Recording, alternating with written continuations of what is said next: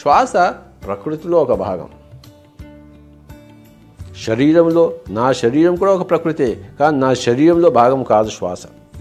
నా మనస్సు కూడా ఒక ప్రకృతే, కానీ నా మనస్సులో భాగం కాదు శ్వాస. నా బుద్ధి కూడా నా ప్రకృతే, కానీ నా బుద్ధిలోని భాగం కాదు, జీవుడిలోని భాగం కాదు, పరబ్రహ్మంలోని భాగము ఒక శ్వాస.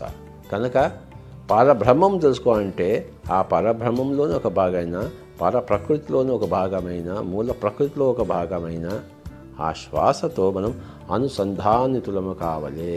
ఎవరితో అయినా మనం భక్తి శ్రద్ధతో ఉండాలంటే వారిని గురువుగారు అంటే ఆటోమేటిక్గా భక్తి శ్రద్ధ వచ్చేస్తాయి. కనుకనే శ్వాసని మనం గురువుగారు అని పిలుస్తున్నాం.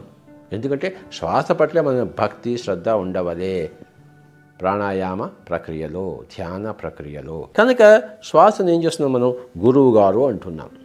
పిరమిడ్ జ్ఞాన నవరత్నాలు అని ఈ యొక్క ఫిలాసఫీలో, ఫండమెంటల్ ఫిలాసఫీలో మూల సిద్ధాంతాల వివరణలో 4వదిగా ఆత్మీయ పరబ్రహ్మం అనేది మొట్టమొదటిగా, జీవుడే దేవుడు అన్నది 2వదిగా, దేహమే దేవాలయం అన్నది 3వదిగా, శ్వాసే గురువు అన్నది 4వదిగా మనం ప్రవచించుకుంటున్నాం, అర్థం చేసుకుంటున్నాం. శ్వాస అనేది దాని పట్ల మన భక్తి శ్రద్ధలు విజృంభించాలి, దాంతో మనం మమేకం కావాలి.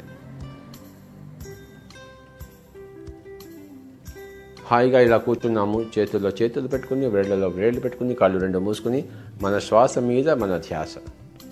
మన మనసు ఎక్కడికో ముగ్గురు దగ్గరికి వెళ్ళిపోతుంది, పిల్లల దగ్గరికి వెళ్ళిపోతుంది, పక్కింటి వాళ్ళ దగ్గరికి వెళ్తుంది. దాన్ని తీసుకొచ్చి మళ్ళీ శ్వాస, అయ్యో శ్వాస గురువు గారు ఏమనుకుంటారో, మరి బయటికి వెళ్ళిపోతే మనసుని అక్కడే కూర్చోబెట్టాలి ఆ గురువు గారి దగ్గర.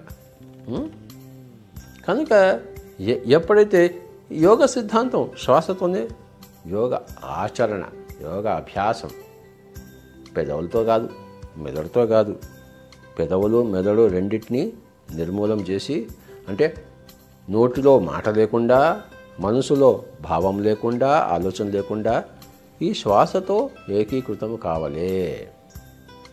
ఆ గురువుతో మనం ఏకము కావాలి, గురువులో లయము చెందవాలి. కనుక అభ్యాసం అనేది శ్వాస దగ్గర నుంచే ప్రారంభమవుతుంది. పిరమిడ్ జ్ఞాన నవరత్నాల్లో మొట్టమొదటి 3 ఆ సిద్ధాంతీకరణము, తర్వాత వచ్చే 4 అభ్యాస ప్రకరణము, చివరిలో వచ్చే 2 ఏంటంటే ఆ యొక్క కర్మ ప్రకరణం. ఈ అభ్యాస ప్రకరణంలో శ్వాసే గురువు అన్నది మొట్టమొదటి సూత్రం. ఆ గురువు గారి దగ్గర తిష్ట వేసుకుని కూర్చోవాలి. ప్రతిరోజు 1 గంట, 2 గంటలు, 3 గంటలు. ఎవరిలో ఎంత తపన ఎంత ఎక్కువగా ఉంటే తాను మోక్షగామి కావాలని చెప్పేసి, తాను ఒక ఎన్లైటెండ్ మాస్టర్ కావాలని చెప్పేసి, తాను ఒక బుద్ధుడు కావాలని చెప్పేసి ఎంత తపన ఉంటే అంత ఎక్కువగా చేయవాలి.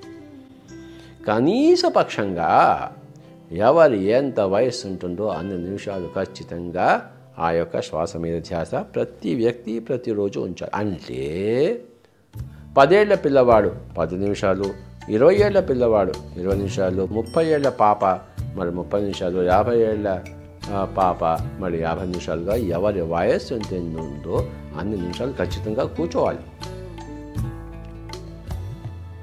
ఏక దీక్షగా ధ్యాన సాధన. ధ్యాన గురువు ఎవరు? శ్వాస. మనం ఎంత సమయం కేటాయించాలి? మీరు ఎంత సమయం కేటాయిస్తే అంత సాధన అవుతుంది. మీరు 5 నిమిషాలు సంగీతాన్ని కేటాయిస్తే ప్రతిరోజు 5 నిమిషాల సాధన అవుతుంది. 5 గంటలు కేటాయిస్తే 5 గంటల సాధన అవుతుంది సంగీతంలో. మరి రోజుకి 5 నిమిషాల సాధన చేస్తే అది ఎప్పటికాను అది సాధన అనిపించుకోదు. 3 గంటలు, 4 గంటలు, 5 గంటలు ఏదైనా సాధన చేస్తే కానీ అది సాధన అనిపించుకోదు. కనుక అంత సమయాన్ని కేటాయించాలి. కనుక ఆ సమయాన్ని కేటాయించడమే సాధన అవుతుంది. కనుక ఆ సమయమే సాధన అన్నారు.